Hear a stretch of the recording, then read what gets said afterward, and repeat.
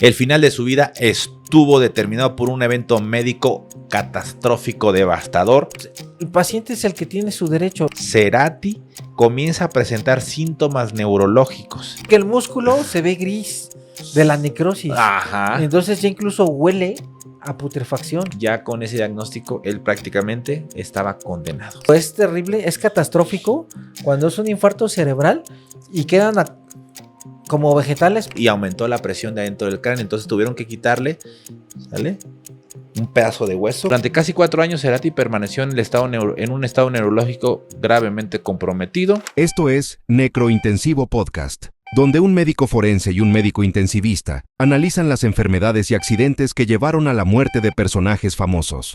No lo hacemos por morbo ni por la historia, sino para explicarte la ciencia detrás de cada caso y dejarte lecciones que podrían salvarte la vida. Porque entre la vida y la muerte siempre hay historias que contar. Bienvenidos a su Necrointensivo Podcast. Estamos ahorita tomándonos un cafecito. Vayan por él y acompáñenos por este cafecito que nos hizo nuestra amiga, la señora Maribel. Muy rico, muy hermoso. Cafecito de olla. Maestro, ¿cómo está? Bien, maestro, con el gusto de saludarlo al intensivista de México, el doctor Eder Zamarrón. Oh, muchas gracias al mejor forense, al menos de YouTube. Bienvenido a maestro Jorge Olivares. Vamos a hablar, como ya lo vieron ahí en la miniatura, en el título, de el famosísimo Gustavo Cerati. Nos hubiera gustado empezar el episodio con un buen mate, que tienen unas propiedades antioxidantes, digestivas, muy semejantes al café. Es pues justamente una bebida muy típica de Argentina. Sí. Pero pues bueno, acá también es ¿Qué el cree? cafecito. Yo nunca he probado el mate. Yo tampoco. Mi profe de pádel siempre lo trae ahí. Él es argentino, el profe Leo. Le mando un saludo. Y trae su matecito. Y dice que hay como una costumbre, digo, ahí los que son de Argentina que nos sigan, que entre amigos hay una como mateada, en el cual se hacen su mate, sí, lo toman como popotito y se lo van pasando. Y nada de que limpien, no, es como aquí que, como la banquetera. como la caguama banquetera. Caguama banquetera. Así es. Allá ellos lo hacen con el mate. Así que compártanos ustedes si son de Argentina y toman mate, y si pues, nos hacen llegar algún mate, estaría de lujo. Bueno, sin más, vamos a dar inicio con esta introducción que nos pone en contexto. Gustavo Adrián Cerati fue una de las figuras más influyentes del rock en español. Fundador, guitarrista y vocalista de el famosísimo Soda Stereo.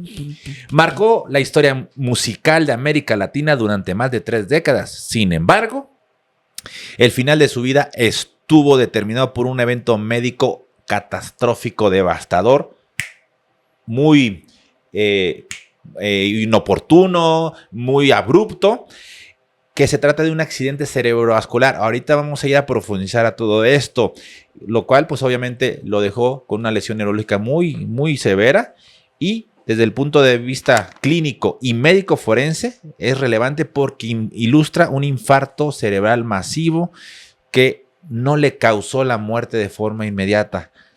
Tuvo complicaciones y ahorita les vamos a decir de qué terminó falleciendo durante 4 años. Maestro, imagínese 4 años Sí, estar doctor. él y todo su entorno familiar. Sí, fíjese que a veces voy a decir esto tal vez muy egoísta. No encontraba la palabra adecuada, pero yo creo que la fortuna, no sé si sea fortuna o maldición de los médicos, que sabemos lo que realmente puede suceder. Le comento porque hay una conocida que tuvo un SEA de mama y médico, de hecho especialista, colega, y muy tranquila, y decía, voy a mis quimios, y me sorprendió mucho porque de repente un día llegó, doc, y ya se había cortado el cabello. Y le digo, oiga, se ve muy bien, le digo, pero yo ya sabía que tenía este diagnóstico. Y solita me dijo, sí. Dice, es que estoy previniendo la caída. Entonces, fui y me lo corté ya de una vez para dar este paso, porque traía el cabello largo. Y haga de cuenta que yo le pregunté, porque igual cuando a mí me pasó lo del tumor, Doc, que me operaron, cuando el oncólogo, que le mandó un saludo al doctor Dovan, muy apreciable amigo, haga de cuenta que... Con mucho tacto para decir las cosas. Sí, que me dijo, necesito que tengas una tela de tórax para que descartemos metástasis. No, sí fue cierto. No me sí, chingues. ¿Sí supo? Sí, me Parece acuerdo de- mentira, pero sí fue realidad. No, sí, que cuando me contó. No, sí me espanté. Él va a tocar. Y no sé si tengas ya servicios funerarios para que los vayas contratando. No, yo estaba haciendo una necropsia, Hijo ¿no? de su madre. Y de repente me llama, y cuando vi que me llamó, dije, esto no es normal. Pues ya entre uno como médicos, ya sabemos, ¿no? Sí. Entonces de repente dije, ¿por qué me está llamando el oncólogo? Pues, ¿qué pasó, no? Ya le regreso la llamada y me habían hecho un ultrasonido. Y me dijo, ¿qué crees, George? Dice, hay que tomarte una biopsia porque saliste con los ganglios contralaterales inflamados. Dice, y eso no es normal. Cuando está el tumor, es normal que se inflame, pero del otro lado, donde está sano, no es normal que se inflame. Necesitamos biopsia. Necesitamos biopsia, cabrón. Así me dijo, ¿no? El clásico. Y en ese cirujano momento, oncólogo. ¿qué sintió? No, Doc, y sí, de repente como que no la capté. Le dije, ok, Doc, sí, ¿cuándo se hace la biopsia? Dice, mañana mismo, órale. Porque era particular. Porque si fui al ISSSTE, pero en el ISSSTE me tardaban un año. O sea, un año y ya me estaba oprimiendo el nervio facial. Y entonces, agarra. Y a pesar de que yo ya tenía ya el visto bueno del oncólogo, del ISSSTE y todo, el médico familiar de la clínica del ISSSTE me dijo, no, es protocolo, dice, es un año, más o menos, te tengo que mandar la referencia, hay que aceptar la contrarreferencia, mandarte estudios, dice, si puedes hacértela por fuera, adelante, dice, porque aquí es un año. Y yo, a pesar de que le dije, nada más necesito el pase, ya tengo el oncólogo porque es del hospital, yo lo conozco, no. Y hazlo como quieras. Dije, no, pues me voy por fuera, ¿no? Claro. Ahí todo mi aguinaldo, pues me fui a gastarlo en mi tumor.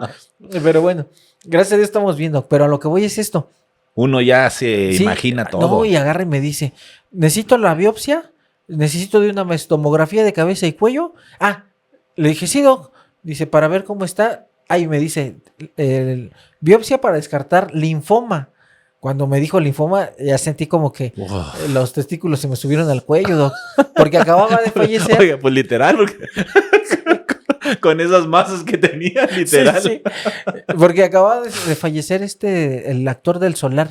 No recuerdo cómo se llamaba. Sí, Fernando del Solar. Fernando del Solar. Pero él creo que tenía linfoma. O cáncer de pulmón. No, creo que era linfoma. Ya. Bueno, ahorita que Mara Alexa nos... Sí. Ya hicimos costumbre. Sí, sé que nos investigó, porque creo que fue un productor, un productor también que murió de linfoma también, por esos Ándale, tiempos, sí. también un productor creo que era de Televisa, No, era de Memo TV del Azteca. Bosque, Memo del Bosque también, falleció sí. de linfoma. Ya, ahorita... También. Pero bueno, entonces usted dijo, ya, sí, entonces linfoma. cuando dijo linfoma, pues luego salió el actor, dije, ching. Y fue cuando remató el oncólogo. Me dice, ya cuando le iba a colgar, le digo, sí, Doc, mañana mismo me hago la tomografía. De hecho, ya voy ahorita a pedir, termino procedimiento, pido ya cita para la tomografía. Todavía le dije, ¿con contraste? Me dijo, sí, con contraste. Y me dice, le digo, bueno, gracias. Dice, antes de que me cuelgues. Le digo, sí, Doc. También que tengan una tele de tórax, dice, para descartar metástasis. Ahí fue cuando ya dije, ching. Le voy a decir algo. Lo que pasa es que se hace muy cotidiano para ellos, me imagino que estar viendo todo esto. Pues es como todos los que somos médicos, ¿no? Sí. Llega un momento en que... Siempre me acuerdo del episodio donde analizamos la muerte de El Tano de Nigris. Creo que fue el primer episodio. El primero. Sí, donde ahí relata Poncho de Nigris que un familiar, creo que un cuñado de él o concuño, no me acuerdo muy bien, que es oncólogo, hasta me lo enseñó, me dijo, oye, tienes que venir acá donde está tu hermano porque se murió. ¿Así? O sea, no de que, oye, te voy a dar una noticia. No, así. ¿Cómo? Bien frío la noticia. Entonces, no sé si sea como que muy peculiar de los oncólogos que sean así. Digo, yo tengo amigos oncólogos, pero pues no los conozco a lo mejor cuando dan las noticias. Es que creo que sí es un poquito ese perfil. ¿Ya tendrá la noticia Mara Alexa? Memo del Bosque y Fernando del Solar fallecieron de linfoma de Hodgkin. Los dos. Linfoma de Hodgkin. Sí, entonces dije... Ya estaba usted cuando dije linfoma, imaginándose. sí, yo dije no, y como vi cómo se fue deteriorando, Mire, la verdad, como dije, bueno, ya si me tengo que ir, pues ya ni modo, ¿no? Ya me voy, dije, no quiero, pero pues ya logré ser forense, que era mi máximo sueño. Pero lo que voy es que regreso con esta compañera. Se corta el cabello y le digo, bueno, a diferencia de que yo estaba muy tenso cuando lo del tumor, y le decía al oncólogo, oiga, y si hay porque me dijo, si hay metástasis, inmediatamente para que te dé tu sesión de quimio y radio. Entonces yo le dije, bueno, ¿y dónde se hace? ¿Cómo no? Ya bombardeando todas las preguntas. Digo, a pesar de que gracias a Dios no tenía nada, pero yo estaba pregunta y pregunta, ¿no? Y la compañera agarró y dijo, no, un temple. Le dije, pero ¿por qué se cortó el cabello? Dice, porque ya va a empezar mis quimios. Dice, yo no quiero que se me caiga. Entonces, y me le quedé viendo porque la veía con una tranquilidad. Y le dije, oiga, doctora, ¿no le da miedo? Y me dice, mira, sí tengo miedo, pero estoy haciendo lo que se debe de hacer. Dice, así es mi papá. Se hace lo que se debe de hacer. Y ya lo que pase, pues ya que yo ya hice todo lo que podía hacer. Qué filosofía. No, qué filosofía, sí, hasta se lo platico y me da escalofrío. O sea, voy a hacer lo que se tenga que hacer, lo que se debe de hacer. Sí, y yo sí, no, pero con un temple, digo, gracias a Dios está bien. Ya tocó la campanita y todo, de que está dada de alta. Mire, qué bueno. Sí, le fue muy bien. Es que qué bueno que usted que deja entrever esto. Miren, actualmente el cáncer en muchas de las formas que se presentan es curable. Sí. Y 2, es prevenible los principales cánceres que causan mortalidad a nivel mundial. Y justamente yo tuve hace poco una plática con un oncólogo quirúrgico. Y le digo, ¿cuál es el primer síntoma que presentan o que pues obviamente no el primer síntoma, una bandera roja le pregunté del cáncer? Ah, sí, lo vi. Vayan a verlo, está muy bueno. Y me dijo, la indiferencia. Y la indiferencia ante los síntomas. Pero después en los comentarios, muy acertadamente la gente dijo, la indiferencia de uno como paciente, pero también la indiferencia de los médicos. Sí, yo lo he vivido. Exacto.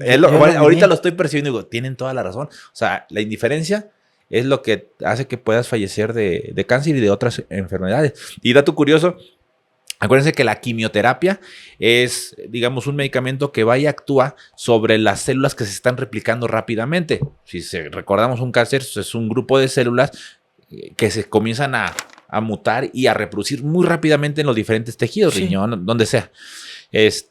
En este caso, el linfoma, que es justamente en los vasos linfáticos que se encargan de drenaje de procesos inflamatorios e infecciosos, ahí se encargan de unas células de ir, atacar y drenarse por ahí por ese tipo de vasos, el vaso olvidado. Conocemos venas, arterias, pero luego dejamos de lado los vasos linfáticos. Ahí también es un tipo de cáncer que es el linfoma de Hodgkin o de no Hodgkin, dependiendo de las células que se estén proliferando. Que bueno, se vuelve muy interesante todo esto. Pero lo que voy es que la quimioterapia va y dice, ¿dónde entro? ¿Dónde está reproduciéndose mucho? Mira, en el riñón, me voy para allá y trato de limitar la reproducción o la proliferación. Pero curiosamente, lo que es el cabello, ¿sí? El folículo piloso, tiene una capacidad de reproducción o de replicación muy rápida. Rápidamente crece, se nos cae, crece, nos cae. Entonces, la quimioterapia dice, acá están estos güeyes.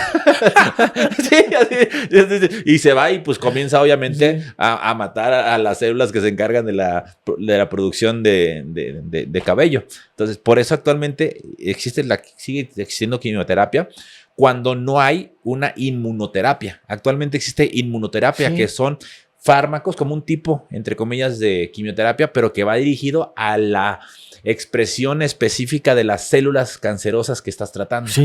O sea, haz de cuenta que, vamos a suponer, la quimioterapia es como un batallón, que va y dices, vamos a tratar todo lo que se ve. Y la inmunoterapia es como dicen, un grupo especial. Quirúrgico, una táctica quirúrgica, como llaman los reporteros, ¿no? Ándale, exactamente. Una operación quirúrgica. Una operación quirúrgica. Sí. Exactamente. O sea, van y específicamente van a encontrar. Ya saben quién es, ya tienen todo el plan. Ahí van. Porque ya se detectaron qué receptores se están expresando de esas células neoplásicas. Entonces, actualmente, ya muchas, si las tienen a tiempo, si lamentablemente esa inmunoterapia luego no hay en lo público, nada más es en lo privado. Sí. Eso es lo malo, por eso luego dan quimio. O sea, porque pues, ya, digo, sigue siendo útiles porque hay tipos de tumores que no tienen unas células o unos receptores expresados específicos. Pero bueno, al final de cuentas lo ideal sería que fuera inmunoterapia.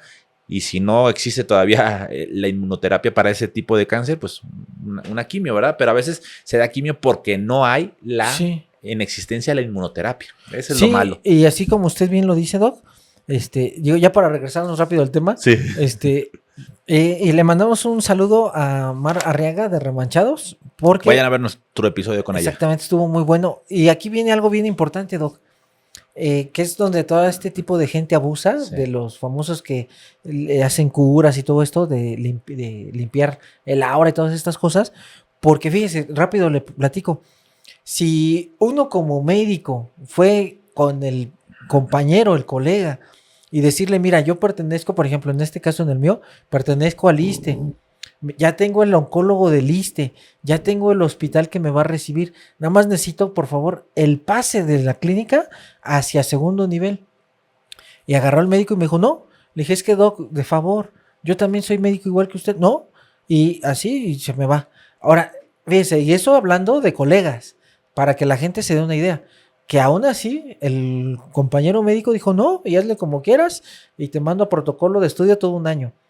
Si eso, teniendo uno como conocimiento médico y pidiéndole el favor o la atención, ahora imagínese la población que no tiene conocimiento médico y que le dice, sí, doctor, lo que usted me indique, sí, doctor, pues por eso es que esa gente nunca llega a un tercer nivel donde hay oncólogos y subespecialistas, porque ya cuando van subiendo, muy seguramente ya se complicaron y ya murieron, Doc. Claro, y en ese tiempo, en ese lapso, pues van a buscar la ayuda extra o paranormal. Así es. Sí, claro, esas ayudas de hechicería, de brujería, de todo esto que pues la verdad solamente retrasan los diagnósticos, retrasan los tratamientos, pero a veces nuestro mismo sistema de salud es el que lo retrasa. Sí, claro. Digo, usted afortunadamente tenía ese ahorro. Sí. Digo, se quedó sin el ahorro y lo que usted crea.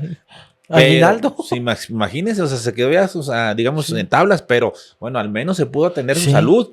Otras personas no tienen, a lo mejor es un ahorrito. No, nada. No, pero bueno. Y a lo que voy con esto, Doc, y ya regresando con Cerati, es que uno cuando, como médico, híjole, ya uno tiene estas cuestiones de los pronósticos. A lo que voy es esto.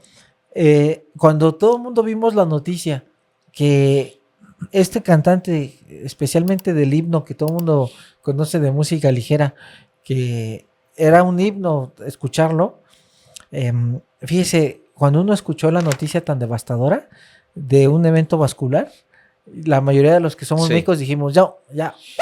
Sí, fue en 2010 donde ocurrió esto. Ahorita vamos a ir a profundizar. Yo estaba estaba entrando a la especialidad de urgencias y yo era súper fan de Soda Stereo, de Héroes del Silencio, de Enanos los gestos, Verdes, Enanitos Verdes, los Caifanes. Caifanes, que en ese momento ya era Jaguares, el Tri y toda la corriente de rock urbano, bueno, rock nacional, rock mexicano, que el Aragán, Lidan Roll, Tex-Tex. Entonces, cuando vi eso, dije, ¡hala! Qué triste. Y dije, pues, inicialmente decían, una hemorragia cerebral. Decían, se dio un pasón, se le elevó la presión arterial y pues tuvo una hemorragia y ahí quedó, que porque que el otro. Digo, puede ser que tenga uso de alguna droga recreativa, de alcohol, de tabaco, puede ser, pero todos estos son situaciones de riesgo cardiovascular. Son pues intervenciones que dañan por dentro los vasos sanguíneos y también predisponen a infartos cardíacos, a infartos cerebrales y a infartos a cualquier lugar. O sea, las arterias se dañan por dentro, se forman trombitos, coagulitos, se pueden romper así de forma bruta y tapar la circulación. Ahorita les vamos a decir que a diferencia de lo que muchos creen, en lugar de una hemorragia cerebral, fue un infarto cerebral. Yo estaba en 2010, estaba en el R1 de urgencias. Usted estaba, pues, que ya igual la residencia de medicina forense, yo creo. Sí, ya más o menos, sí. No, que dijo, no, pues ya nos quedamos sin... Sí, ya sin Soda Stereo. Sin Soda Stereo. Bueno, ahí vamos a profundizar mucho más a todo esto. Vamos a tener algo como cronológico. Justamente Gustavo Adrián Cerati Clark. ¿Sí? Nació el 11 de agosto de 1959 en la bella Buenos Aires, en la Argentina. En 1982, junto con Zeta Bosio y Charlie Alberti, fundan Soda Stereo.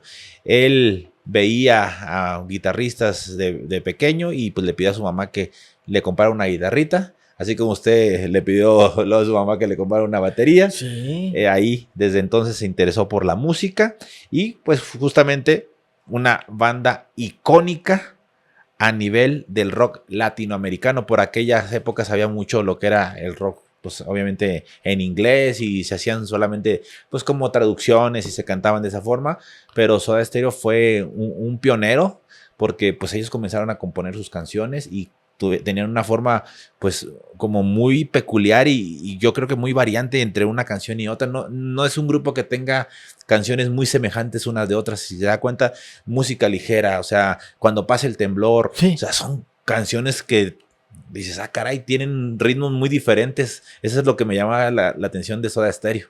Así es. Fíjese que yo creo que para toda la generación ochentera, noventera, Soda Stereo fue un grupo que en todos lados se escuchaba. Sí, junto con Enanitos Verdes, como bien dice. Sí, sí. Fíjese, Enanitos Verdes también de Argentina. Sí. Soda Stereo de Argentina. Los Fabulosos Cadillacs de Argentina. O sea, Argentina da una Sí, muy buena da buena música, ¿no? Pero bueno, Charly García, también un rockero de aquellas épocas. Pero bueno, entonces vamos a continuar porque luego se nos va el puro chisme. Ahí les da.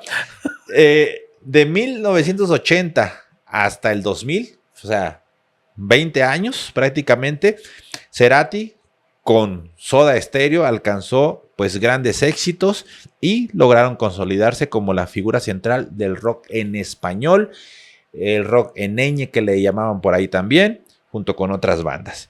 Y vamos a entrar ahora sí al momento crítico, al momento pues parteaguas de todo este análisis médico y médico forense.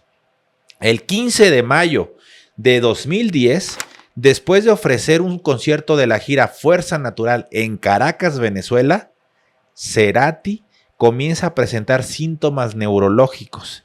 Inicialmente se informó que había sufrido algo llamado isquemia transitoria cerebral, pero la evolución posterior confirmó que se trató de un infarto cerebral. Aquí acuérdense que lo que le llaman AIT, accidente isquémico transitorio, es como lo equivalente a la angina de pecho. O sea, es un aviso de que se está obstruyendo la circulación, pero acá a nivel cerebral.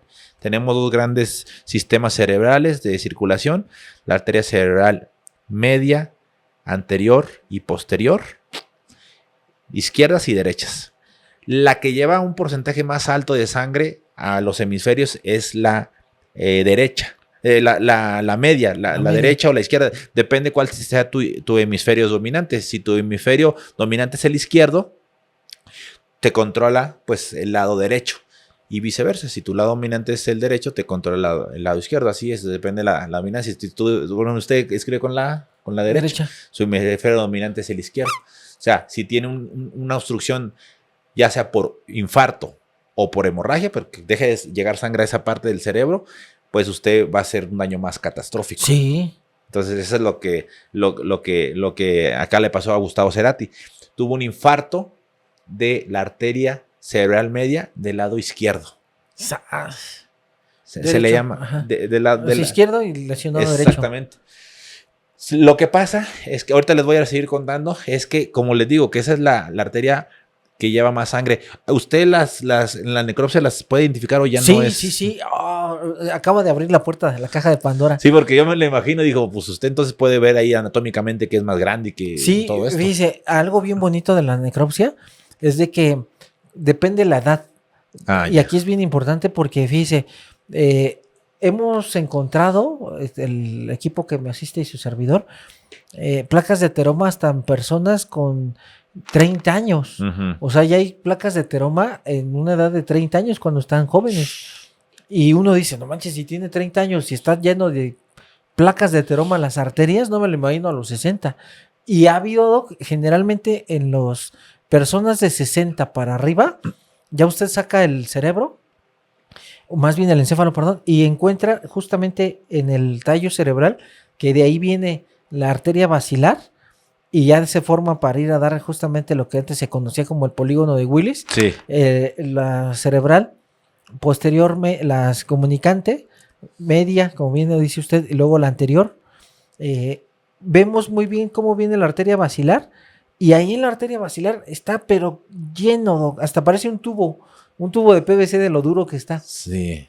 Entonces ya tiene que ir disecando, cortando, obviamente tomando las fotografías porque eso es evidencia de que nos está indicando que ahí ya viene ya un problema de años, muy seguramente ya un problema de hipertensión, ya un problema de que ya hay una arteriosclerosis, ya están bien duras las arterias y se ve, fíjense, se ve bien, lo voy a decir con todo respeto, en la cuestión de enseñanza, pero se ve súper, con todo respeto voy a decir, impresionante, maravilloso, lo que usted guste del libro, la diferencia entre un isquémico y un hemorrágico.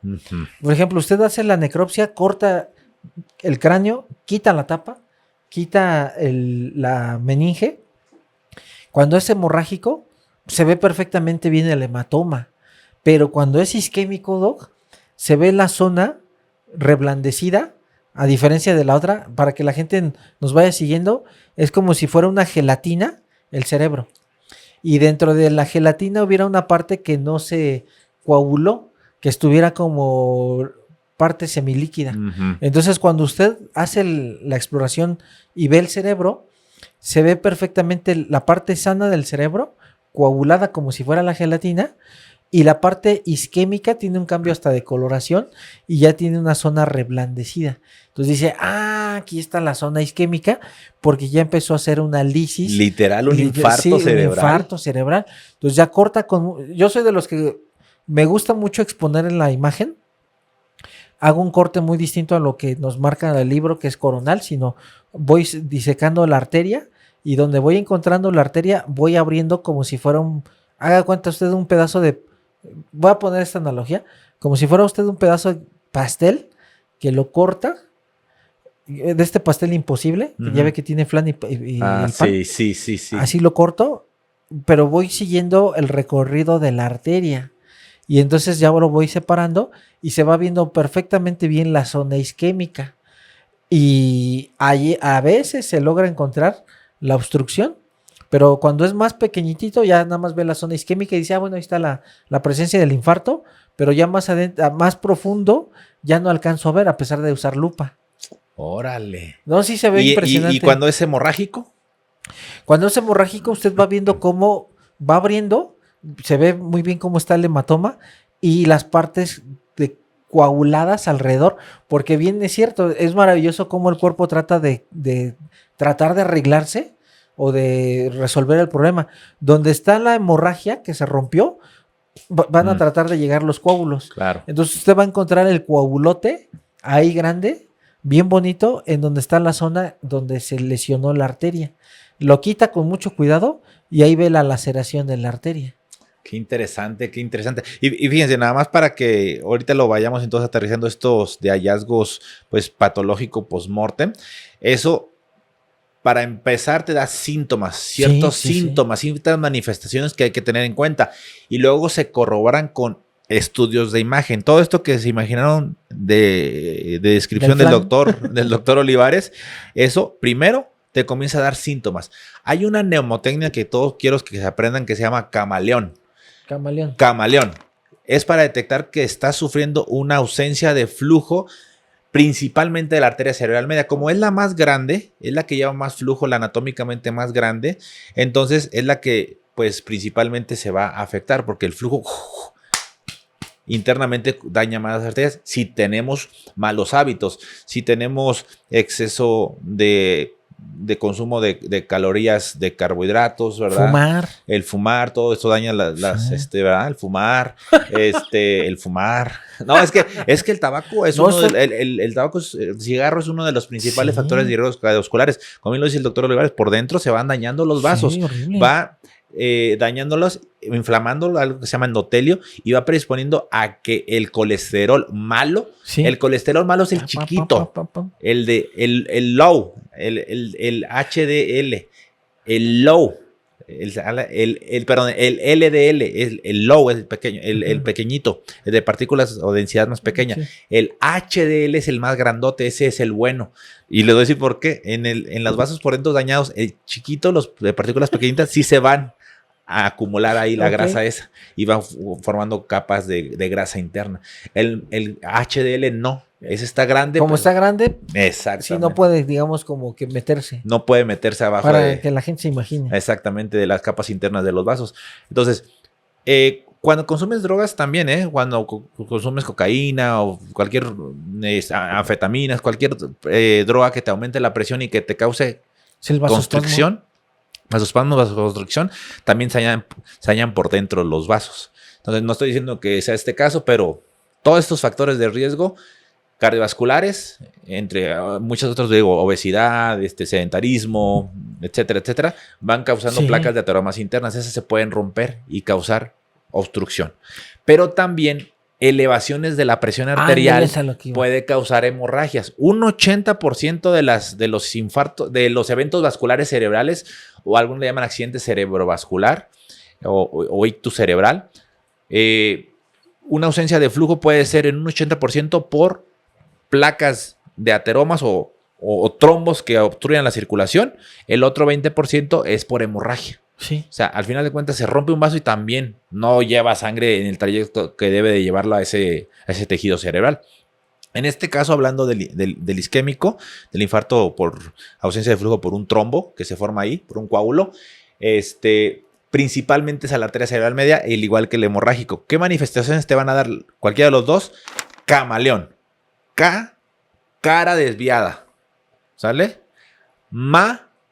Ausencia de poder levantar la mano. ¿Sale? O sea, está así. Ok, cara desviada. Así. La LE del lenguaje. Repita una palabra o una frase. ¿Sale? ¿Cuál es su nombre? Jorge Luis. O sea, no, o sea, tanto. Sí, o sea, no puede. Es que hace rato me dijo, si le da uno a usted izquierdo, dije, gracias. Y ahorita otra vez. El logo Olivares bien sugestionado. Sí. Ya que mi oncólogo le mandó un saludo, ya me había espantado. ¿Qué tal el otro? Yo hasta ya le había dicho, si me hacen la autopsia, que sea mi compañero fulano de tal. La madre, ya viene extremista. Pero bueno, entonces, para que no. Disculpe. No la dije en mala onda, sino se le pide que diga alguna frase y pues no puede articular bien las palabras. Entonces, cara desviada, ¿sale? Falta de fuerza en la mano, ¿vale? Y lo que es lenguaje o lengua alterada es infarto o hemorragia cerebral, hasta demostrar lo contrario. Evento vascular cerebral o accidente cerebrovascular, ¿vale? Entonces, generalmente les digo, si hay una afección del lado derecho, el cuerpo izquierdo es el que se afecta y viceversa. Sí. Y ustedes pensarán dónde queda ON, camaleón. Bueno, el ON es teléfono. Así es, teléfono. O sea, que marquen al 911. Ah, ya. O bueno, la verdad, si no hay un sistema de prehospital que pueda llegar rápido, llévenlo ustedes de forma inmediata al departamento de urgencias. Ahorita que usted dice eso de forma inmediata, qué bueno que la gente nos ve, Doc, por lo siguiente. Es muy común en los servicios forenses encontrar el siguiente cuadro clínico. Paciente que saben que tiene hipertensión o diabetes. O que saben que le sube la presión, pero no saben más. Bueno. Y de repente llegan al domicilio y encuentran al abuelito tirado. Esto es clásico, Doc. Lo encuentran tirado o lo encuentran al lado de su cama o en el baño. Y todavía pone el familiar o describe que lo levantan y lo colocan en su cama, que para ver si se repone o ya puede hablar o se siente mejor. Y ahí dejan que evolucione. Obviamente cuando ya ven que de plano ya nada más está como le decimos los médicos boqueando, que ya son respiraciones agónicas, el familiar se espanta y se lo lleva al hospital, pero ya al hospital llegan a morir. Entonces, esto es importantísimo porque al hacerles la autopsia, está clarísimo que se trata de una hemorragia cerebral. Entonces, es un dato importante para que la gente sepa de que si en el momento van entrando a su casa y encuentran al abuelito o a la abuelita tirada, inmediatamente llevarlo al hospital, no lo dejen ahí. Platico rápido un caso. 2 minutitos. 2 minutitos. La clásico. Un señor en estado de ebriedad, ¿no? Completamente alcoholizado, se va al baño, sale del baño y ¡pum! Se cae súbitamente. Los familiares dijeron, no, pues se cayó por borracho. Lo llevan a su cama, le ponen su almohada, le ponen su cobija y ahí lo dejan que se duerma. Hasta el día siguiente van y lo tratan de mover y ya el señor ya no se puede ni mover, como bien lo dice usted, la mano, ¿no? Se espantan, se lo llevan al hospital. Doc llegó a morir, ya tenía la hemorragia, ya tenía el tercer espacio, como dice la doctrina de Monroe Kelly, es decir, ya estaba haciéndose un cráneo hipertensivo por el efecto de masa. Claro. Y ya cuando lo iban a preparar para tomografía, Doc, y yendo al tomógrafo, pum, como decimos los médicos, se clavó. Llega, porque es caso médico legal, de que llegó prácticamente a morir.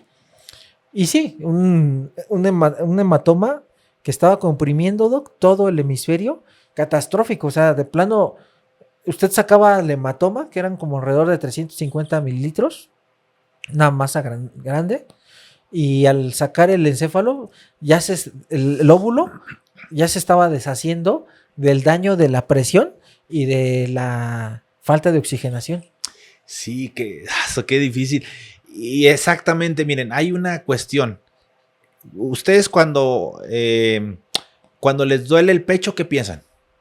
¿Qué es lo primero que piensan todos los que nos están viendo? Infarto cardíaco. Eso es lo que ya ahorita sabe la gente, porque antes no, es que es gastritis. Ah, bueno. Y se iban y se compraban su omeprazol. ¿Qué pasa? Sigue aluminio, pasando. Sí. Pero creo que afortunadamente ya ha cambiado. Que ya ha cambiado. Y pues, al final de cuentas, si te da un dolor en el pecho, te preocupas más. Sí. Pero lo malo del infarto cerebral o de la hemorragia cerebral es que generalmente no duele. Más el infarto cerebral generalmente no duele. La hemorragia puede doler un poquito más, sí, o la cabeza, porque pues obviamente la sangre es muy irritante. Sí. Pero un infarto cerebral generalmente no duele. Entonces, muchas de las veces nos ha pasado casos, recuerdo mucho de uno, que nos llevaron a una señora con factores, tenía diabetes, hipertensión, tenía como 60 años y ella era funcional completamente, pero en la noche comenzó a tener desviación de la comisura labial, falta de fuerza del brazo y alteración del lenguaje. Le dijeron que se duerma y mañana en la mañana a ver cómo amanece. Híjole, es que el tiempo es importante. El tiempo es cerebro. El tiempo es cerebro. Ajá. Entonces, pues obviamente ahí no era ni siquiera un aviso, a diferencia de como querían o pensaban primero de Gustavo Cerati. Lo que le llaman el AIT, accidente isquémico transitorio, es justamente como un cierre parcial de la arteria cerebral, sí, o de cualquier arteria que puede causar esto. Ajá. Y luego se quita por completo. Se quita por completo. Sigue siendo un aviso y actualmente se tienen que protocolizar, hacer estudios de imagen y destapar las arterias, ¿no? O sea, ya también en la actualidad se tiene que hacer. Es que ya es un mega aviso. Es como si te duele el pecho y llegabas a urgencia y dices, no es infarto. Bueno, pero es una angina. Sí. Entonces ya tienes que hacerte un chorro de estudios y posiblemente ir a cateterismo. Acá también, sí, acá también un alto porcentaje de pacientes que tienen, pues, es como una angina cerebral, por decirlo de alguna forma, el AIT, pues van a evolucionar a un infarto cerebral. Sí. Pero bueno, entonces acá pensaban que era AIT. Y no, pues, generalmente pues se quita, ¿no? En menos de 1 hora, 2 horas se quita esos síntomas con el AIT. Pero cuando es infarto cerebral ya establecido no se quitan. Entonces a él no se le quitó para nada. Y se le comenzó a detectar que tenía la presión arterial alta. Él no se sabía con esto, pero se le comenzó a elevar la presión. Entonces dijeron, no, puede ser una hemorragia cerebral. Van al hospital y le hacen pues una tomografía. Ojo, la tomografía en las primeras 24 o 48 horas no va a salir que es un infarto cerebral. Sí, o sea, es difícil que salga. El infarto cerebral, o sea, cuando se muere el tejido cerebral, se va a manifestar 24 o 48 horas después y entonces sí en la tomografía se va a ver. Eso es importante que lo tengan en cuenta. Cuando ven dentro del cerebro, a ver si podemos poner aquí una imagen del cerebro, una parte blanca dentro del cerebro es sangre. pero si viene una parte oscura, ya es infarto cerebral.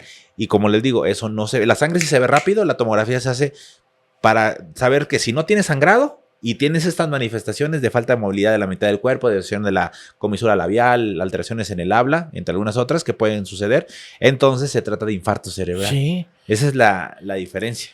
Y que pongan atención porque de repente ha habido casos, Doc, donde llega el familiar y dice, es que sí le hicieron una tomografía. Ya después dijeron que no tenía nada. No, y este es un error garrafal. Para todas las amigas y amigos médicos que nos siguen, más vale, bien lo dicen varios especialistas, Doc, más vale pecar por exceso de estar atentos y no al rato una negligencia y una demanda hacia el médico. ¿Por qué, Doc? Y esto siempre se los digo, y usted no me dejará mentir en la cuestión del IMSS, del ISSSTE, de todas estas de secretaría, de donde está el paciente que es derechohabiente. Yo siempre les digo esto a los alumnos, mándale estudios, el paciente es el que tiene su derecho. Cada mes hay una cuota, o cada 15 días, donde al paciente se le quita parte de su sueldo para dar una cuota a su seguro, al ISSSTE, al IMSS. Y si son pacientes que nunca han ido a un hospital porque no lo necesitan, y el día que lo necesitan se los estás negando, o sea, ¿con qué cara? A ver, ¿qué necesita usted? Tomografía, sale. 48 horas, ¿sabe qué, señora? Le vamos a tomar otra. No tiene nada, ok. Y el mismo familiar va a decir, ese doctor a toda madre está atendiendo bien padre a mi familiar. Sí. No, que a diferencia, no, que ni le pone atención y... Al rato agreden al médico en la calle, porque actualmente ya hay una situación donde agreden ya a los médicos en la calle por no atender al paciente. Viene la demanda, Doc, o hasta viene una cuestión de una recomendación de derechos humanos. Entonces, más vale hacer las cosas bien. Exactamente, hay que hacer lo que se debe de hacer, dijo su amiga. Efectivamente, pero aquí fíjense muy bien, es una cuestión muy peculiar. No fue hemorragia cerebral, seguramente llegaron, le hicieron una tomografía, no había zonas de isquemia cerebral, zonas se llaman hipodensas dentro del cerebro. El cerebro ahí lo van a ver como grisecito y la parte negra es o líquido o ausencia de tejido viable, ¿no?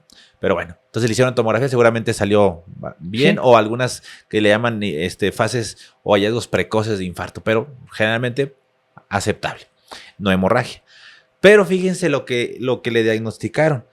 Les confirmaron posteriormente que se trataba de un infarto cerebral extenso en el hemisferio izquierdo.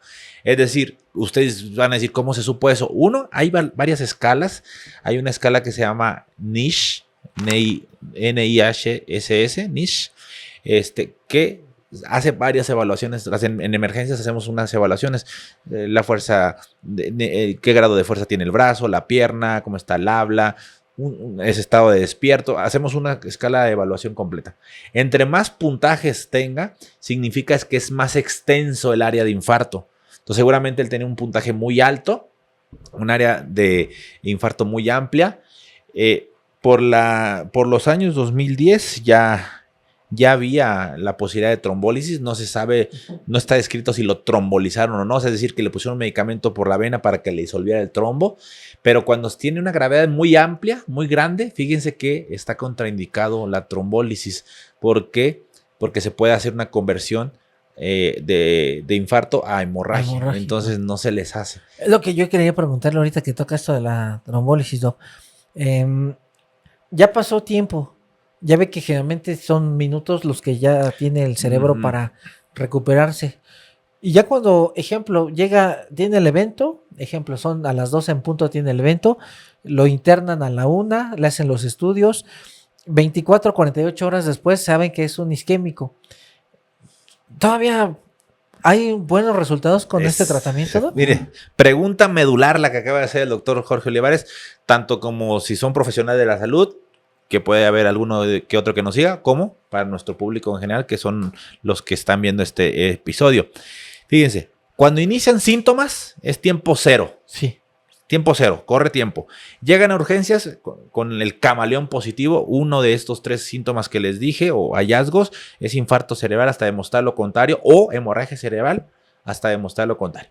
Entonces llegas, le haces una tomografía lo más rápido posible. le detectas que hay ausencia de hemorragia y que hay algunas escalas, se llama ASPEC, es una de las escalas que se hace, que no haya zonas hipodensa, no haya zonas de infarto ya establecidas, ¿ok? Porque eso significa que hay un tejido cerebral todavía recuperable. No sé si me explique, Sí, o sea, sí, tomografía no hay hemorragia y no hay infartos, entonces significa es un tejido todavía que tiene cierta circulación. Vamos a abrirla. ¿Cuánto tenemos de límite? Fíjense muy bien, lo ideal es que sea antes de 3 horas. O sea, no tienes que esperar a que hagas una toma. No, antes de 3 horas que ya tienes el diagnóstico de infarto cerebral, es lo mejor. Pero se puede extender hasta 4.5 horas. Actualmente ya hay una ventana extendida. 4.5 horas.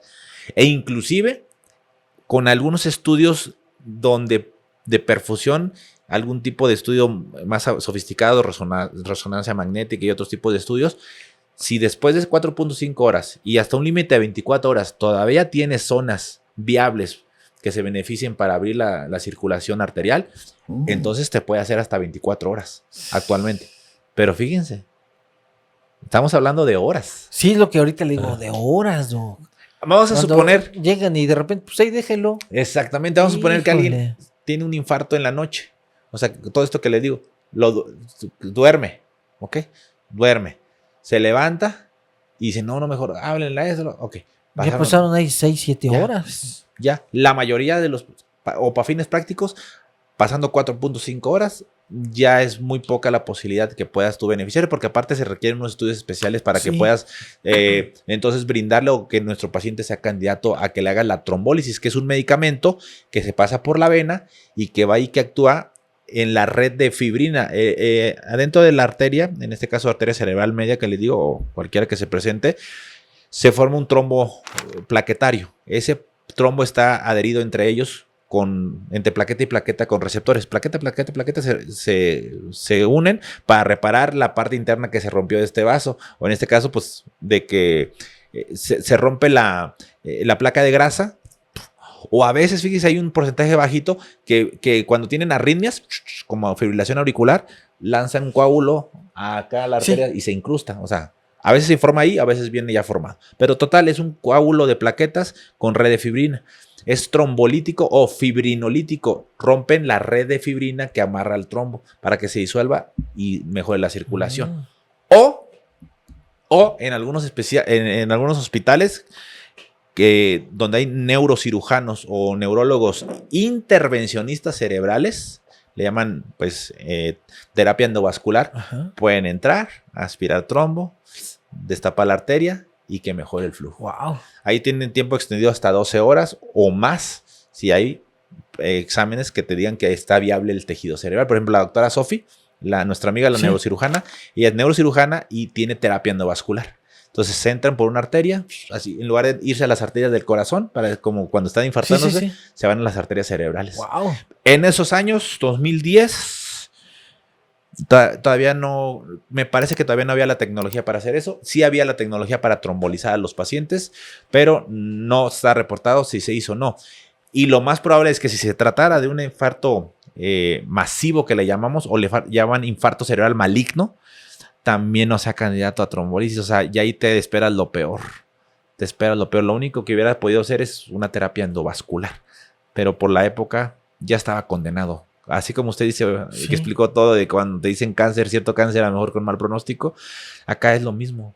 Ya con ese diagnóstico, él prácticamente estaba condenado. Sí, doc. Está cañón, ¿verdad? Es que está bien feo porque era lo que volvemos al origen de cuando empezamos el episodio.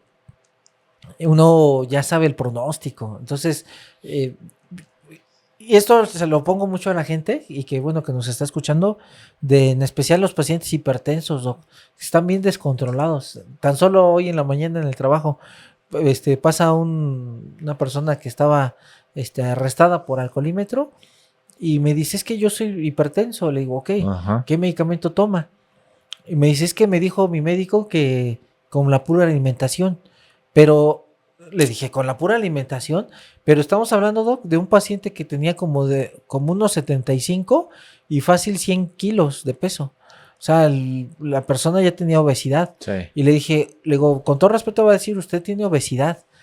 y que le haya dicho nada más que con pura alimentación, le digo, no es por agredir al médico ni nada, pero no creo que nada más le haya dicho que en pura alimentación. Le dije, si ahorita se la tomo y tiene la presión alta, no le puedo decir nada más con la alimentación, o sea, tengo que darle un medicamento. Le puse el monitor, doc, tenía 160, 90. Hombre. Entonces le dije, esto no es con la alimentación. Sí, no. Le dije, y lo peor es que, ¿sabe qué? Si usted sigue así, al rato usted se tiene un infarto cerebral y ahí va a quedar, ¿eh? Entonces ya como que entendió, pero a lo que voy es que mucha gente, como bien lo dice usted, se preocupan mucho por el corazón y está bien, pero es terrible, es catastrófico cuando es un infarto cerebral y quedan como vegetales, como en este caso, por años. Exactamente. Desgaste para la familia, gastos. Toda una familia se quiebra porque hay que estar cuidando a un paciente crítico, que estarlo volteando cada 4 horas para que también no se ulcere, estar con el respirador, o sea, es un gasto que no se puede solventar, doctor. Sí, es algo súper, súper difícil. Y bueno, ahorita fíjese, algo que aquí también hicieron en su momento, pues obviamente intentaron rescatarlo, pero acuérdense, el 15 de mayo de 2010 fue el evento del deterioro neurológico, como ya lo describimos, el diagnóstico de infarto cerebral. Y el 18 de mayo de 2010, o sea, 3 días después, debido a el edema cerebral severo, Cerati fue sometido a una craniectomía descompresiva en el Centro Médico Docente La Trinidad en Caracas, Venezuela. Y esta cirugía, pues, se le hicieron porque ese edema le hinchó mucho el cerebro y aumentó la presión de adentro del cráneo. Entonces tuvieron que quitarle, ¿sale?, un pedazo de hueso que es como de 15 centímetros así, para que libere el tejido cerebral. como usted, tiqui, tiqui, tiqui. Libere el tejido cerebral y baje la presión. Y pues pueda sobrevivir. Pero a expensas de que, imagínense, 3 días después. Está descrita que esas que actualmente, ¿va? El mayor beneficio es cuando se hace dentro de las primeras 12 horas. Sí.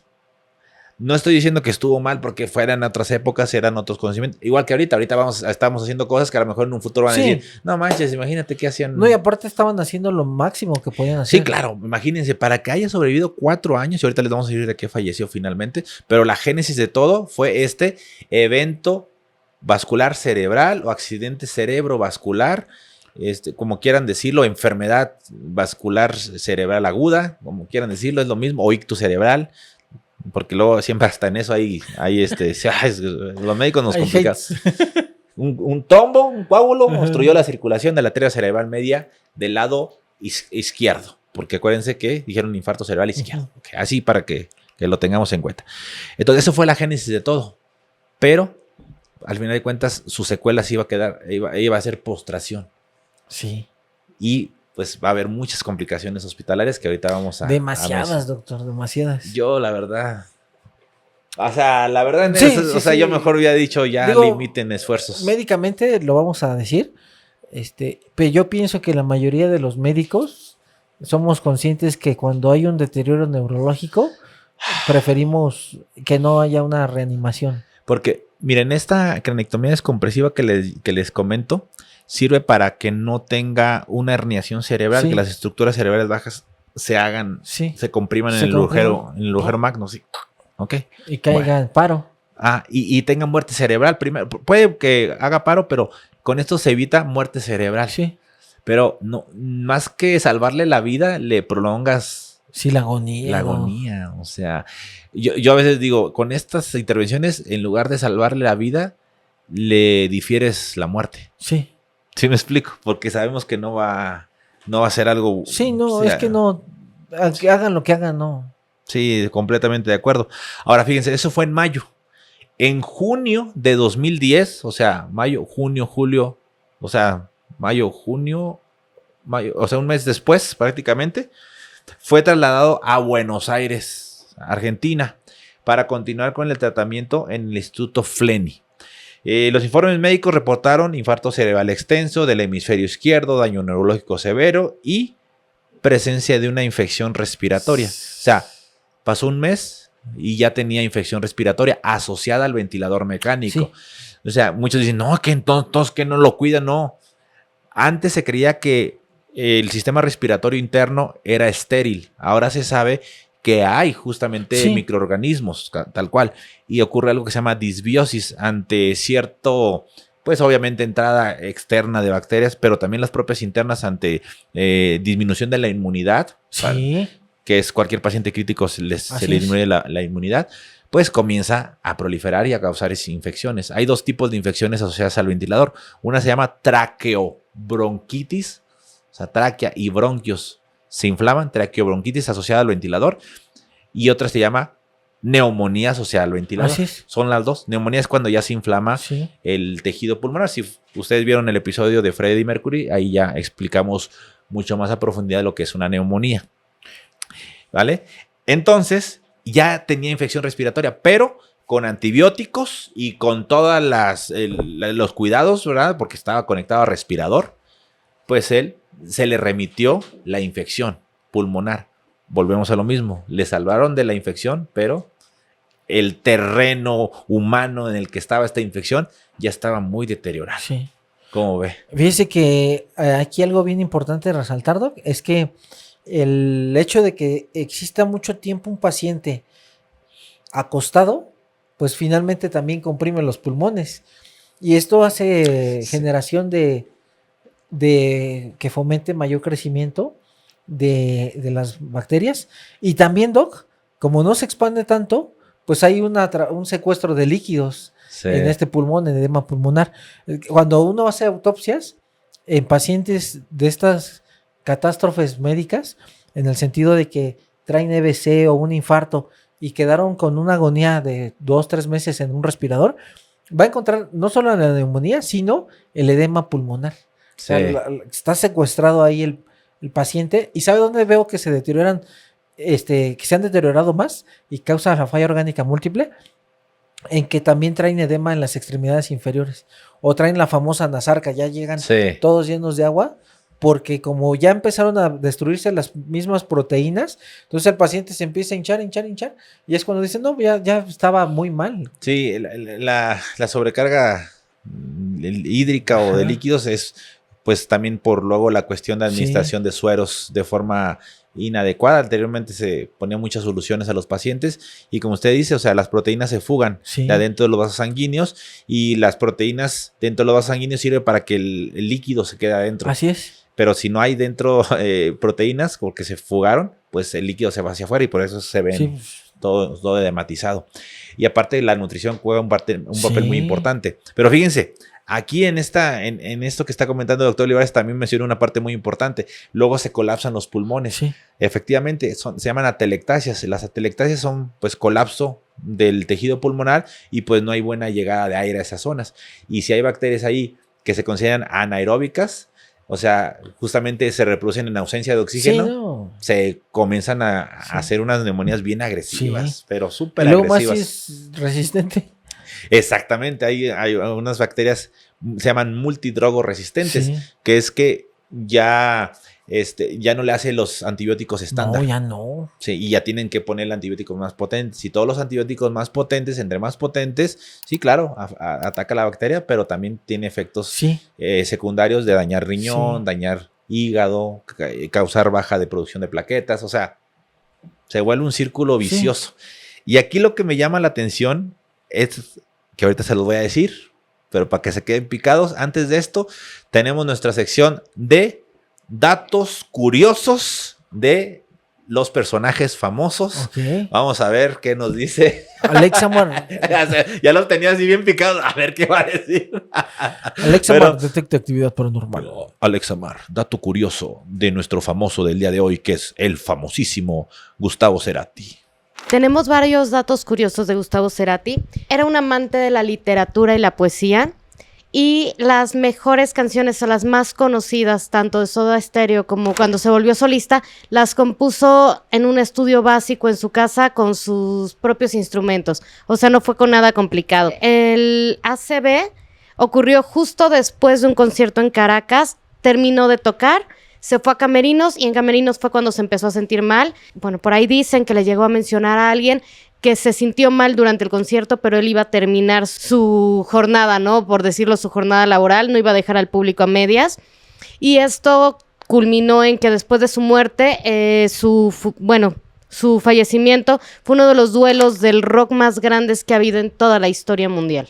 Poeta y en el aire las compone, como Sí. el maestro Jorge Olivares. Muy buen dato, que era pues prácticamente un poeta y pues un entregado a su público. Es que este tipo de canciones, ¿no? Generalmente de los cantantes, compositores, leen mucha poesía. Sí. Por ejemplo, Fer de Maná es muy adicto a la poesía, a la literatura. Le gusta mucho leer. Por eso es que sus canciones de Maná son como muy emblemáticas en la cuestión de que son esta carga muy Sí. poética. Caifanes es más filosófico. Claro, también. Saulo Hernández le gusta más la cuestión filosófica. Sí, poesía, pero más cargada a filosofía. Porque, por ejemplo, y como a crítica social a veces, pero Sí. mezclada o disfrazada de filosofía. ándele, porque incluso la de Hasta que nos olviden, no, ¿sí se llama así? Antes Antes de que nos olviden, perdón, sí, nos olviden. No. Lleva mucha filosofía. Sí. Incluso si usted la escucha en vivo, con todo el coro, hasta llora uno en esa canción, Sí, está por interesante. la carga de filosofía que trae. A mí la que me gusta de Maná es la de ¡ay, güey! ¿No has visto eso? ¿Dónde está cantando? Donde se cayó. Ay, perdón. Mal chiste. Pero sí hay una. Sí, ¿dónde se cayó? ¡Ay, güey! Y se cae. En la No, del pero- puente pero- de San Blas, creo, es donde va ese coro. Él juró que Ajá, volvería. el muelle de San Blas. Y en el puente de San Blas, el muelle de San Blas. y en no se pegue su glándula. La sana, la única que tengo. Es la única que produce saliva. La otra ya no tengo, no, me la quitaron. Pero verdad que ahí cuando recién operaban como que batallaba para producir saliva. Ahora está en la fecha, Doc, ya no puedo escupir. Ya no le puedo hacer. Pero hay lubricantes, no se agua. No se burle. No, ¿sabe qué? Cuando ya no puedo comer galletas Marías. No manches. Ni papas sabritas, porque. Bueno, papas las que sean. Sí, porque necesita salivar para Sí, poder Entonces, generar su bolo alimenticio. en un minuto le platico. Me meto las papas y es como una masa de tierra. Sí. O sea, de plano ya no puedo comer papas, a menos que esté comiendo algo más. Y es horrible porque ya no tengo saliva. No manches. Sino, esta es muy... Y tengo el síndrome de síndrome de Flay, no sé cómo se pronuncia, donde hay ciertos ramos nerviosos o ramas nerviosas, y cuando como algo que genera saliva, suda esta parte. No manches. Pero yo ya no tengo saliva, sino por aquí. Por afuera. Por afuera. Entonces parece que cuando estoy comiendo, parece que estoy sudando, pero es por estas terminales nerviosas Claro. que se lesionaron cuando se llevaron la glándula parótida. No manches. Ahora si le da parotiditis, si le da No, papera ya no nomás de tengo. un lado. Sí. Bueno, hoy ando muy carrilla con usted, Sí, no, maestro. no importa, Doc. No, perdónenme, no me van a funar las Oli Babies. Ok, perfecto. Entonces, después de esto y para ir como dando, después de una meseta, ir bajando. Vamos bajando del vuelo. Ándele, eso quería decir, bajando el vuelo. Siempre dice el doctor Olivares, vamos bajando el vuelo. Del 2010 a 2014, o sea, durante casi 4 años, esto fue más o menos como yo creo que tenía 51, 52 años cuando sufrió el evento vascular cerebral, pero durante casi 4 años Cerati permaneció en un estado neurológico gravemente comprometido. Pues este tipo de pacientes con infartos cerebrales pueden quedar con estado de coma o estupor, ¿sale? Con poca movilidad general. Muchas de las veces se agrega lo que se llama debilidad del paciente crítico, donde la postración hace que las fibras nerviosas Sí. y la masa muscular se vea afectada, y entonces no solamente el lado inicial que no podía mover por falta de control central se afecte, sino también el otro lado y quedan postrados. Ellos terminan con traqueostomía para poder, pues por aquí, ventilar un poco más fácilmente, que no tenga el tubo orotraqueal. Y terminan con gastrostomía, Sí. para que se puedan alimentar por aquí, para tener las menos cantidades de dispositivos agregados.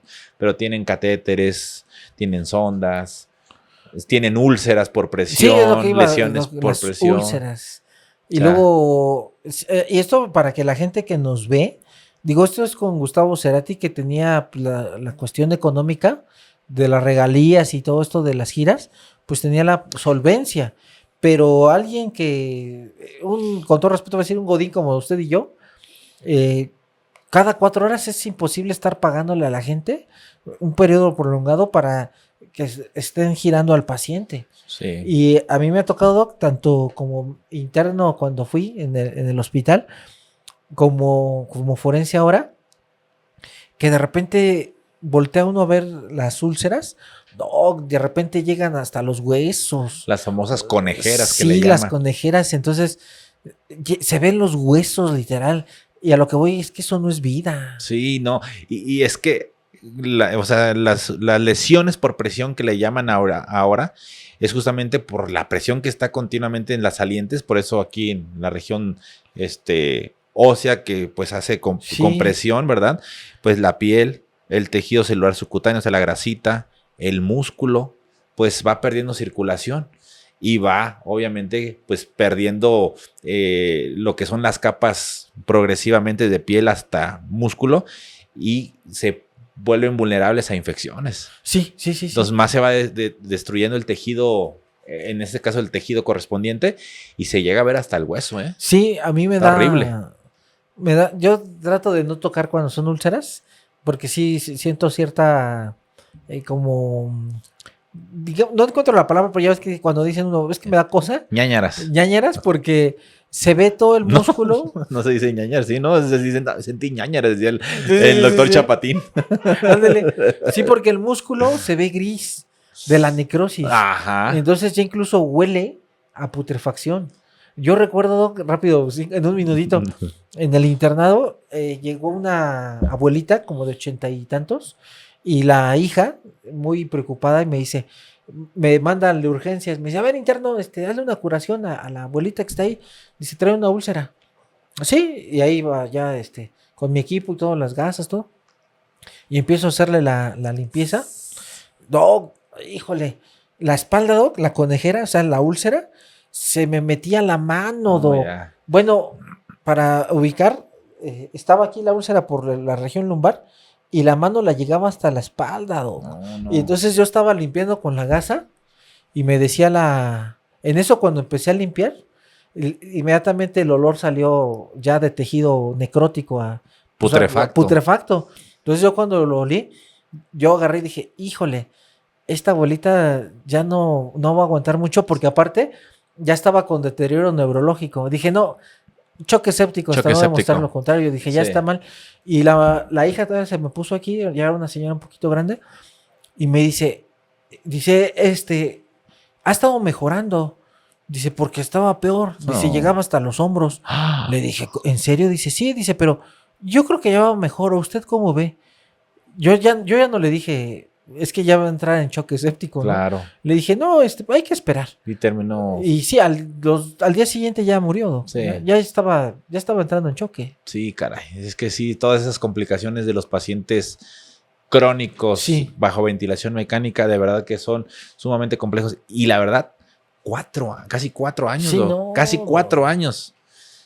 Obviamente debieron de tener un cuidado muy especial, muy avanzado para que pudiera, el recurso para que pudiera sobrevivir tanto tiempo, pero pues ya era algo inesperado, no iba a recuperar. O sea, regularmente los pacientes que recuperan generan cierta plasticidad cerebral, porque sí está documentando que se pueden regenerar neuronas, pero no nos da la vida para que se regenere lo suficiente, sino que se crean nuevas conexiones. Sí, conexiones nada pero más. Si ya es un infarto de todo el hemisferio, ¿qué nuevas conexiones va a tener? No se puede. Se necesita hacer un trasplante cerebral, pero obviamente eso no existe. Nomás lo digo como para que sepan de que no iba a haber nuevas conexiones cerebrales. No sé, digo, sus razones deberían de tener. Y finalmente, el 4 de septiembre de 2014, Gustavo Cerati fallece a los 55 años de edad en Buenos Aires, Argentina, mientras se encontraba internado en la clínica ALCLA, donde recibía los cuidados médicos pues, durante tantos tiempos. El evento terminal fue reportado como un paro cardiorrespiratorio por insuficiencia respiratoria. Seguramente debió de haber hecho otra neumonía asociada al ventilador y esta vez su reserva fisiológica ya no fue suficiente para que pudiera pues resolverse y pues volver a tener la vida ahí con su secuela que pues estaba presentando. ¿Cómo ve? Doc. Terrible. Un llamado para toda la gente que no cree que la hipertensión sea tan mala. Atiéndanse, dejen de fumar. Si son sedentarios, pues vayan con su médico de cabecera para que empiecen un poquito con la actividad física, porque no solamente hay que cuidar el corazón, sino el cerebro, porque una vez que llegue a tener un infarto, es catastrófico. Es catastrófico. Sí, chéquense. Miren, muchas veces olvidamos también las arterias carótidas. En las arterias carótidas también puede haber cierto estenosis, cierto cierre y la forma por el flujo, lastimarse internamente y comenzar a formar aquí coagulitos también y pueden venirse hacia el cerebro, que en personas jóvenes puede llegar a suceder. Al final de cuentas, Gustavo Cerati tenía más de 50 años cuando le pasó esto. O sea, muchas de las veces olvidamos la edad de los famosos. Sí le ha pasado. Sí. O sea, es como un fenómeno que dices, no, pero pues ¿cómo que? ¿Por qué falleció Chabelo? O sea, dices, pues no manches, era o sea, con todo respeto, era una persona ya, pues, un adulto mayor.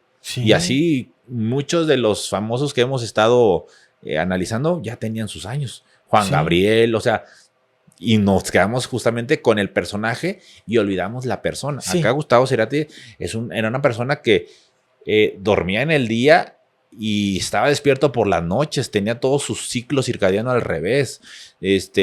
Imagínense, no sé si ingería alguna sustancia, ya tenía más de 50, seguramente tantos años de trabajo, de estrés, pues le causaron lesiones internas, endoteliales se llama, en los vasos sanguíneos, principalmente en las arterias, o sea, entonces, y muchas veces decían, a lo mejor es hipertenso ya, puede ser que sea hipertenso o puede ser que en ese momento haya sido un reflejo.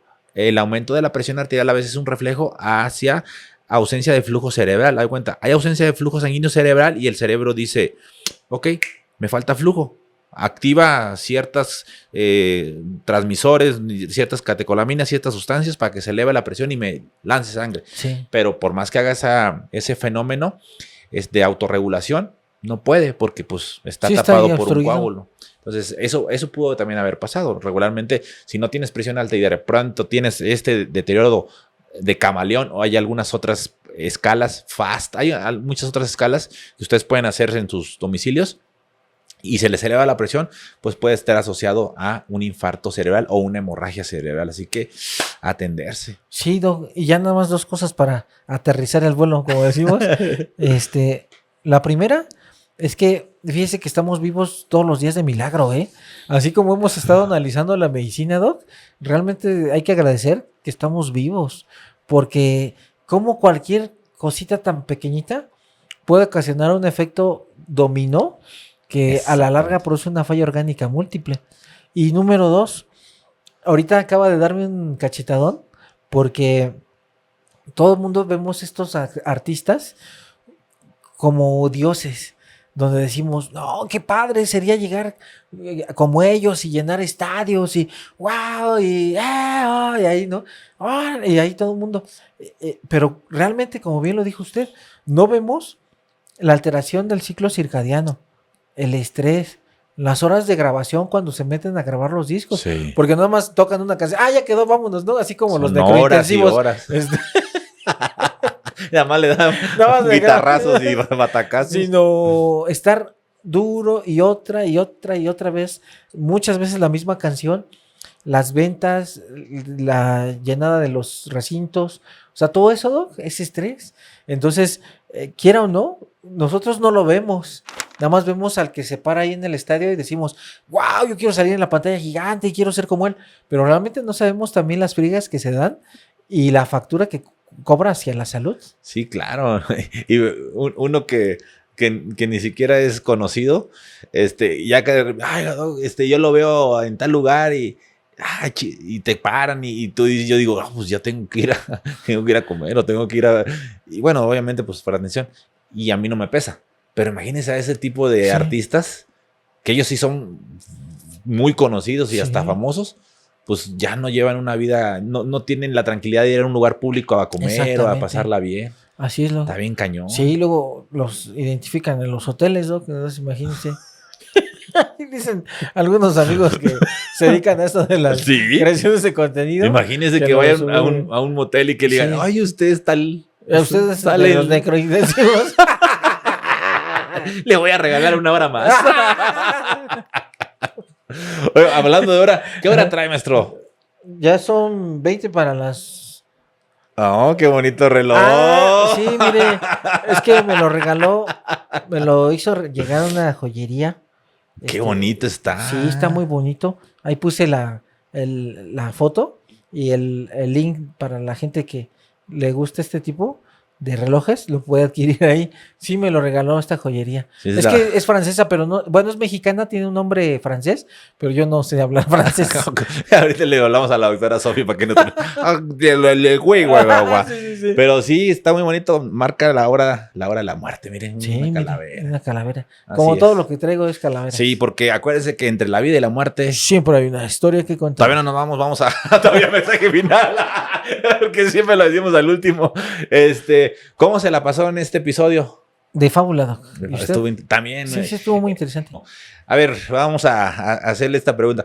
¿Cuál es el tipo de análisis médico forense que le gusta más? O sea, a lo mejor lo clínico, lo traumático, ¿qué es lo que a usted le gusta más o le gustan las dos cosas? Es que son dos respuestas. La primera, me gusta mucho el análisis clínico por el efecto dominó. O sea, toda la cuestión de infectología a mí me fascina, porque me imagino cómo el microorganismo entra y va rompiendo todo la estructura del cuerpo y cómo el cuerpo trata de, como una guerra, haga cuenta como Roma o Troya o los 300 y llegan a pelear, ¿no?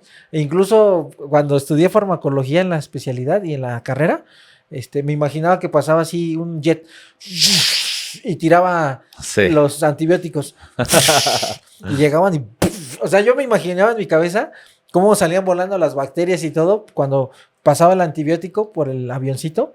Obviamente es fantasía, pero eso me encanta, ¿no? Cómo llegan las bacterias y van tronando y todo, pero morbosamente me gusta mucho ver el trauma, porque usted nunca se imagina cómo puede quedar un cuerpo humano en un evento traumático. Cuando dice, ¿de verdad pasó esto? Y ve deformidad craneal o de la pelvis, diseca la pelvis y dice, wow, o sea, tremendo. Cómo el trauma lacera las ilíacas y está el coágulo tratando de cohibir la hemorragia, el propio cuerpo. O sea, eso para mí es muy fascinante. Por eso es que me gustan las dos partes. Sí. ¿A usted? A mí, digamos, para manejo de pacientes, lo que no me gusta es el trauma. Ah, ya. Es que sí es muy impactante. Sí, no me gusta, no porque no lo sepa manejar. De hecho, pues, yo cuando estudiaba urgencias, me encantaba el trauma y leía un chorro de trauma, pero me da mucha impotencia, mi doctor. ¿Sabe por qué? Porque dices, tiene una lesión primaria y tú dices, ya le salvé la lesión primaria, le puse una sonda para quitarle el neumotórax, el hemotórax o el hemoneumotórax, entró a cirugía y le pudieron quitar el vaso, o sea, le atienden la lesión primaria, pero luego las lesiones secundarias se agregan tromboembolia pulmonar, sepsis, fallas orgánicas múltiples. Entonces me da mucha impotencia el que yo diga, ching. Y hasta los pacientes me dicen, los familiares de los pacientes me dicen, oiga, pero si el cirujano me dijo que salió bien de la cirugía.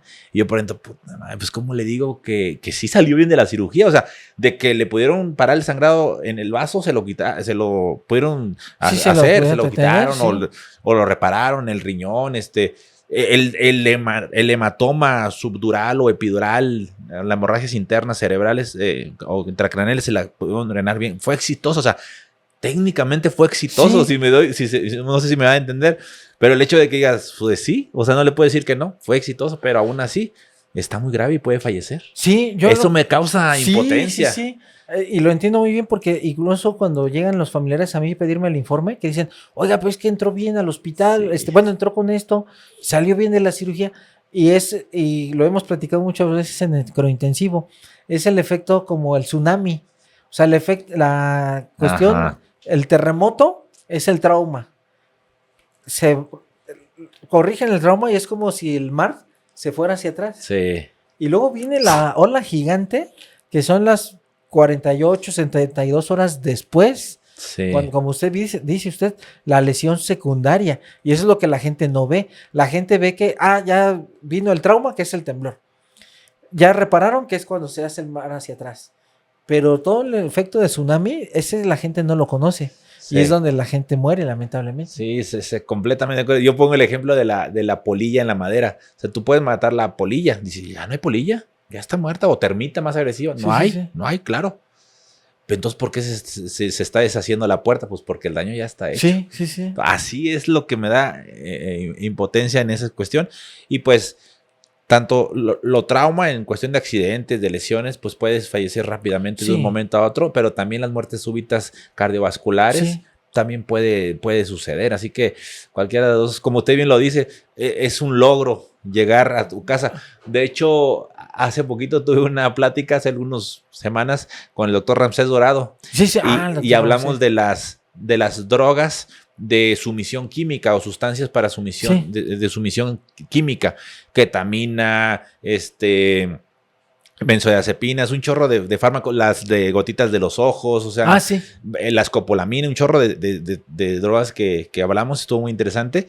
Y él dijo justamente eso, o sea, eso está en todos lados, o sea, muchas vemos el trauma, enfermedades, pero también nos olvidamos de los tóxicos, también estamos expuestos cada día más. Entonces, es un logro, eso le dije, siempre lo dice el doctor Olivares, él dice, porque recuerden que llegar a su casa es más logro de lo que a veces creemos. Sí. Hay que cuidarse. Dice, ya un minutito. 2 minutitos. Digo, esto es muy de cada religión de cada quien, pero yo cada vez que llego a su pobre casa, yo llego y le doy gracias a Dios que ya llegué, porque nos vamos, pero no sabemos si vamos a regresar, ¿no? Y cada día es un milagro estar vivo. Cada día es un milagro. Sí, lo más difícil es pues mantenernos la mayor parte del tiempo sanos o al menos funcionales, de lo complejo que es el cuerpo. Sí. Y de la energía a la que estamos expuestos día a día. Pero bueno, como conclusión, el caso de Gustavo Cerati muestra cómo un evento cerebrovascular masivo o maligno que le llaman pueden transformar radicalmente la vida de una persona en cuestión de minutos. A diferencia de otras enfermedades, muchos pacientes con este tipo de infartos cerebrales graves no fallecen inmediatamente, sino que evolucionan durante mucho tiempo, inclusive años, como en este caso, con secuelas neurológicas profundas y dependencia prolongada de cuidados médicos, siendo los procesos infecciosos o de formación de trombos en las venas y que se pueden migrar a las arterias pulmonares, las causas de fallecimiento. Finalmente, pues en este caso, Gustavo Cerati, desde el 2010 al 2014, tuvo un peregrinar y pues hasta su descanso eterno, justamente como les comento, el día 4 de septiembre del 2014, el gran Gustavo Cerati. Bueno, Doc, pues muchísimas gracias por esta aventura más. No, gracias a usted por todo su conocimiento. Y ahora no le pregunté al último la parte forense porque la dijo luego, todos los hallazgos, se emocionó nada más. Y digo, no, perdón, es que me emociona mucho hablar con usted de la medicina. Sí. Es que es apasionante, tremenda. Claro, todo. Y me gusta mucho que cómo se va ligando todo. Perfecto, entonces no se pierdan el próximo episodio. ¿Les damos una pista o no? Sí, no, ¿cómo no? Tiene que ver con una herida por proyectil de arma de fuego en alguien famoso. A lo mejor sí lo van a saber luego. Pero bueno, vamos a darle. Nos vemos en el siguiente episodio de Necrointensivo del especial de rock. Y no se olviden de adquirir su necrointensivito, el zamarritocito o el Olivares forencito. Entonces, el gorrito. Ahí va a estar ya próximamente la liga para que puedan adquirirlos. Y también las playeras que mucha gente nos las ha pedido, ya se han puesto ya a la venta para que se unan a Necrointensivo, porque entre la vida y la muerte siempre hay una historia que contar. ¡Saludos! ¡Saludos! Y hasta la próxima. Adiós.